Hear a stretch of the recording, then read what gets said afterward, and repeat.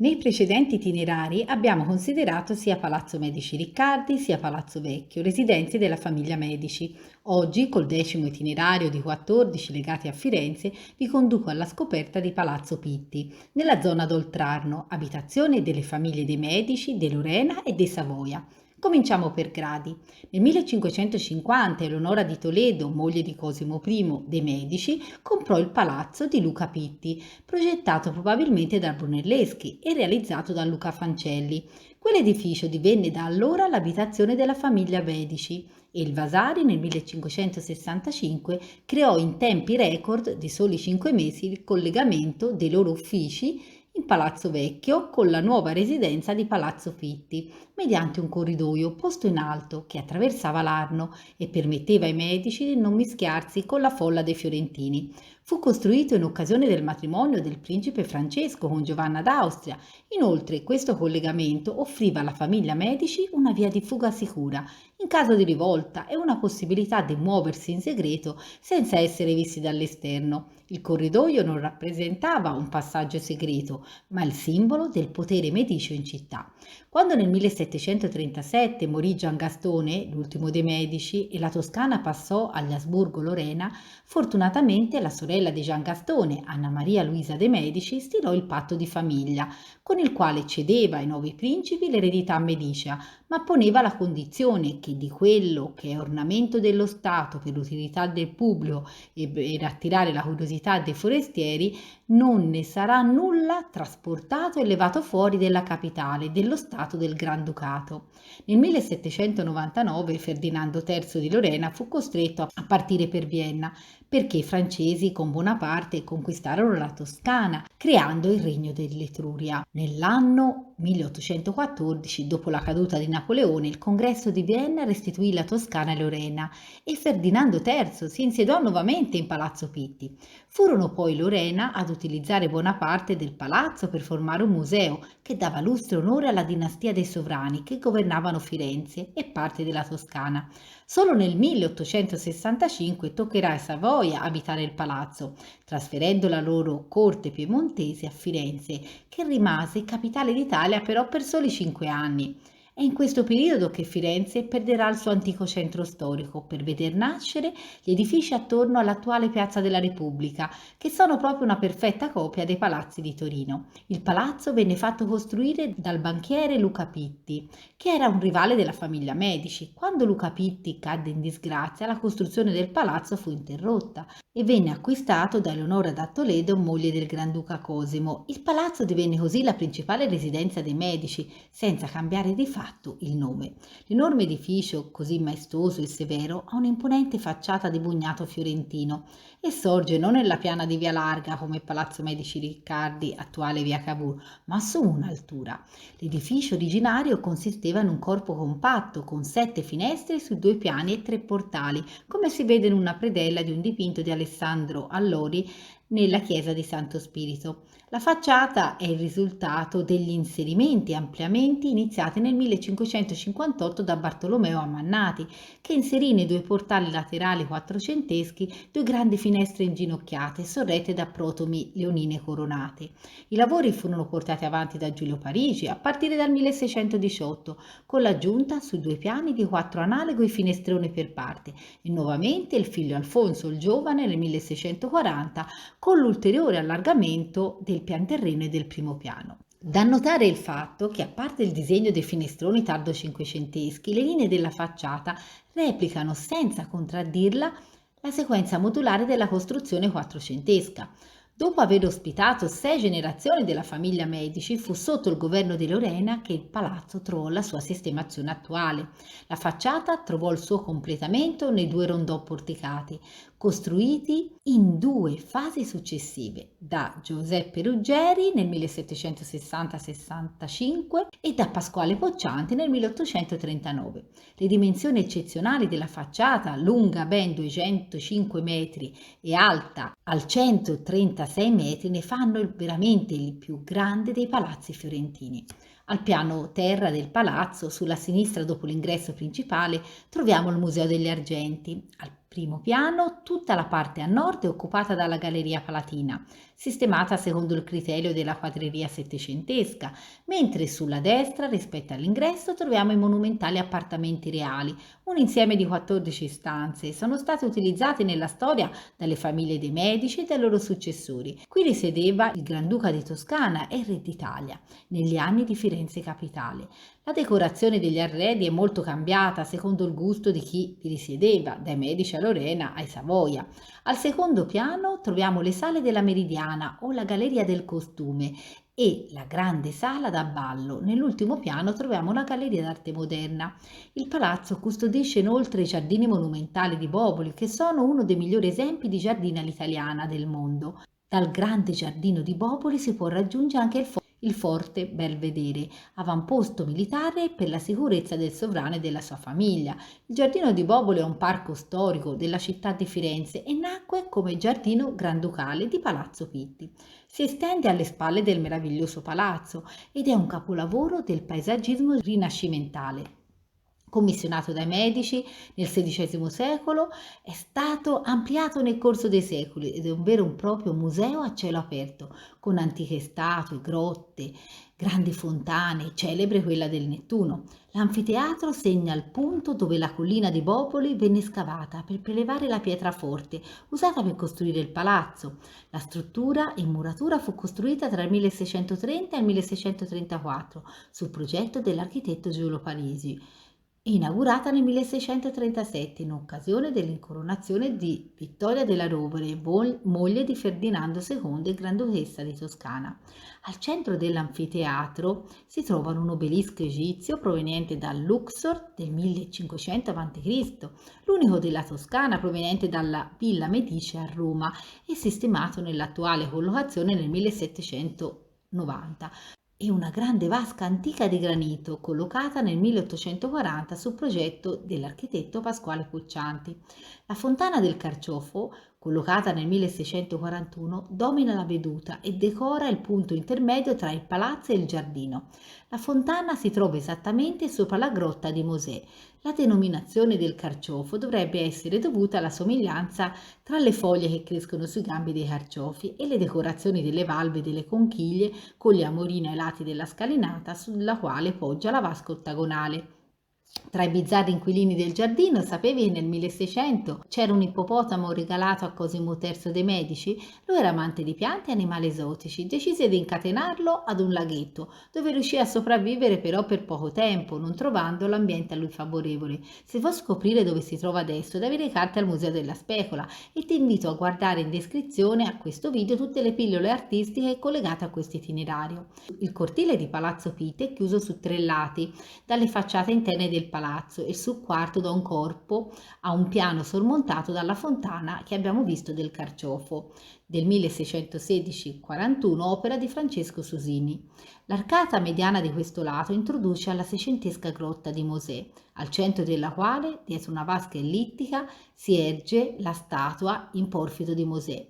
All'esterno sono presenti altre sculture di pregio come l'Ercole Anteo e l'Ercole in riposo, sono originali antichi restaurati. Alla destra della grotta si trova il portone d'ingresso al giardino. A sinistra dell'entrata è presente invece un'insolita targa detta della mula, perché dedicata a questo animale raffigurato in bassorilievo, in memoria del prezioso tributo dell'animale ai lavori svolti per la costruzione del palazzo. Il bugnato rustico viene ripetuto in tutti i piani, anche se generalmente si usava al piano terra. Nel cortile noterete che i capitelli variano. Al piano terra troviamo lo stile dorico nella sua semplicità, al primo piano lo ionico con le sue volute, al secondo piano il corinzio con le foglie d'acanto. Gli ordini architettonici greci sottolineano l'ordine gerarchico della ricchezza in ordine crescente. Questo ambiente fu uno dei luoghi di ritrovo più amati dei Medici.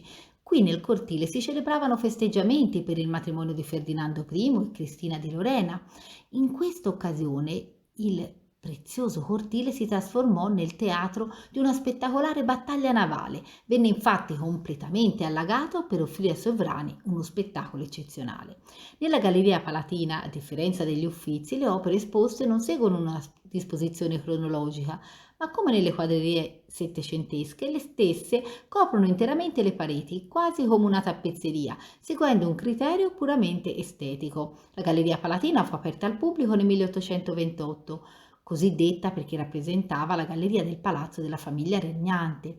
Prima di entrare nelle sale della Galleria Palatina noterete sulla parete destra il ritratto del Gran Principe Ferdinando de' Medici, figlio di Cosimo III e Margherita d'Orléans. Grande mecenate, oltre che collezionista e musicologo, opera di Anton Domenico Gabbiani, eseguita nel 1683 circa. È qui raffigurato all'età di 20 anni, con corazza e bastone di comando, sullo sfondo di un paesaggio fantasioso. Viene di solito ricordato come il Gran Principe, poiché morì prima di diventare Granduca.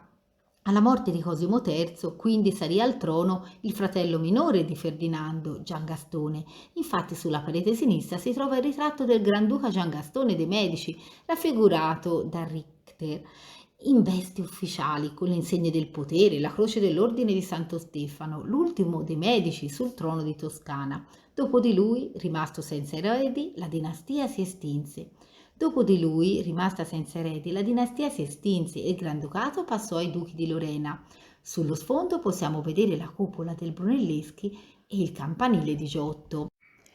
Tra le opere più importanti della galleria ci sono diversi dipinti di Raffaello, arrivati a Firenze con la dote di Giulia della Rovere, che sposerà Ferdinando II dei Medici. La Madonna della Seggiola rappresenta la Madonna seduta in una sedia che abbraccia amorevolmente il suo bambino mentre lo sta cullando. Visitando gli appartamenti reali si parte dalle 3 sale, con funzioni pubbliche, battezzate nell'Ottocento il quartiere delle stoffe, per le sete di diversi colori che decorano le pareti. Le sale sono la prima, la sala verde, la seconda, la sala rossa, o del trono, la terza, la sala celeste. L'aspetto prevalente delle sale è caratterizzato dal gusto neobarocco che vollero darvi gli Asburgo-Lorena negli anni 40-50 dell'Ottocento, al quale si sovrappose l'intervento decisivo della famiglia reale. Troviamo anche la camera da letto della regina, già sala da gioco di Ferdinando de' Medici, tappezzata da una stoffa di seta blu elettrico di manifattura francese. Il colore blu è un colore legato a Maria, simbolo della purezza e misericordia. Noterete che le stanze vengono tenute con le finestre chiuse e poco illuminate per salvaguardare le preziose sete che decorano le pareti. Prima di lasciare Palazzo Pitti vi invito a visitare anche gli altri musei, come il Museo delle Carrozze, il Museo delle Porcellane, il Museo degli Argenti, la Galleria d'Arte Moderna, con tutta la collezione dei macchiaioli e non solo, che meriterebbero una lezione a parte, e non per ultima anche la Galleria del Costume, una delle più importanti collezioni di abbigliamento storico e moderno in Italia, comprendente oltre 6.000 pezzi tra abiti, accessori, costumi teatrali e cinematografici, tessuti e campioni di moda. Ci sono abiti rinascimentali, abiti del XIX secolo e creazioni dei più grandi stilisti del XX secolo. Ogni pezzo della collezione offre una finestra sul passato, mostrando l'evoluzione del gusto nelle diverse epoche. La galleria offre un viaggio affascinante attraverso secoli di moda e costume. Desidero però lasciarvi con un dipinto strepitoso della Galleria Palatina che ci dovrebbe far riflettere. L'opera è di Rubens, databile al 1637-38. Si trova nella Sala di Marte, il dio della guerra, e non a caso l'opera si intitola Le conseguenze della guerra. Il tema del dipinto è legato alla guerra dei 30 anni, comprendente una serie di conflitti armati che dilaniarono l'Europa dal 1618 al 1648. I combattimenti si svolsero inizialmente soprattutto nei territori dell'Europa centrale, del Sacro Romano Impero Germanico, ma coinvolsero successivamente la maggior parte delle potenze europee. Nel corso di questi 30 anni la guerra cambiò gradualmente natura e oggetto. Iniziata come conflitto religioso fra cattolici e protestanti, si concluse in lotta politica per l'egemonia tra la Francia e gli Asburgo. Il messaggio di Rubens è carico di grande pessimismo, poiché nemmeno l'amore è in grado di frenare la cieca brutalità della guerra, evitando che l'Europa sia travolta dal lutto e vada distrutta la sua prosperità. Rubens visse durante anni terribili terribili di guerre, viaggiando di corte in corte come diplomatico, e volle dipingere questo quadro allegorico come monito contro gli effetti distruttivi della guerra. La scelta degli dei dell'Olimpo greco è un preciso richiamo simbolico. A sinistra troviamo la personificazione dell'Europa, che è vestita a lutto e stroncata dal dolore, supplicante l'aiuto divino. Al centro Venere, la dea dell'amore, cerca invano con le arti della seduzione di trattenere Marte, il dio della guerra, deciso invece a rovinare e a distruggere tutto. La guerra è rappresentata come il ripudio della ragione e dei valori etici. A strappare Marte dall'abbraccio di Venere, e guarda un po', è proprio la discordia, rappresentata dalla furia, che con un braccio tira verso di sé il dio e con l'altro regge una torcia accesa. Dietro la furia, immensi fiumi di incendi e di combattimenti, dei mostri personificano la peste e la carestia, quelle calamità che accompagnano sempre la guerra. Preso dalla bramosia della battaglia, Marte calpesta dei libri, distruggendo con essi simbolicamente ogni forma di espressione intellettuale, travolgendo anche le personificazioni delle arti, come la musica e l'architettura. In basso a destra una donna tiene vicino al suo seno il suo bambino. È la carità, come chiaro riferimento alla crudeltà dei conflitti che non risparmiano innocenti e indifesi. Hai notato che il tempio nello sfondo ha la porta aperta? Fa riferimento al fatto che il dipinto è stato creato durante un periodo bellico. Il tempio veniva lasciato aperto in tempo di guerra per permettere al dio di uscire e assistere i suoi soldati, mentre restava chiuso in tempo di pace perché il protettore dell'urbe non potesse uscire. Non era facile in un palazzo così grande armonizzare la bellezza con la maestosità, e questo palazzo è uno degli esempi più riusciti. Salendo il declivio della piazza ci si aspetterebbe che dietro quel poderoso e severo bugnato ci fosse un altrettanto severo interno. Invece abbiamo scoperto sale esuberanti e sfarzose, quelle di rappresentanza lungo la facciata, quelle private che si affacciano internamente sul cortile, sale che custodiscono solamente nella galleria palatina, l'allora appartamento invernale, ben 11 capolavori di Raffaello, 16 di Andrea del Sarto, 15 di Tiziano, 10 di Rubens e 3 di Caravaggio.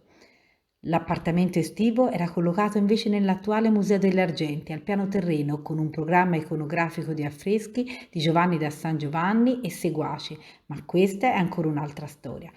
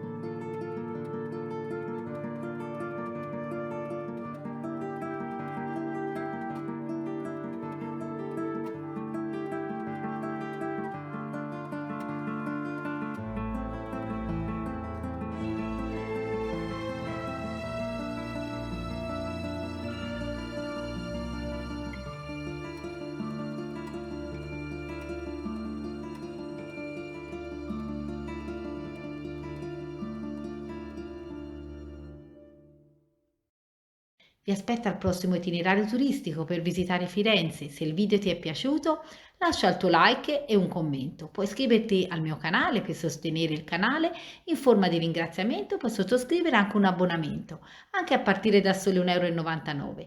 Grazie per l'attenzione, alla prossima, ciao ciao!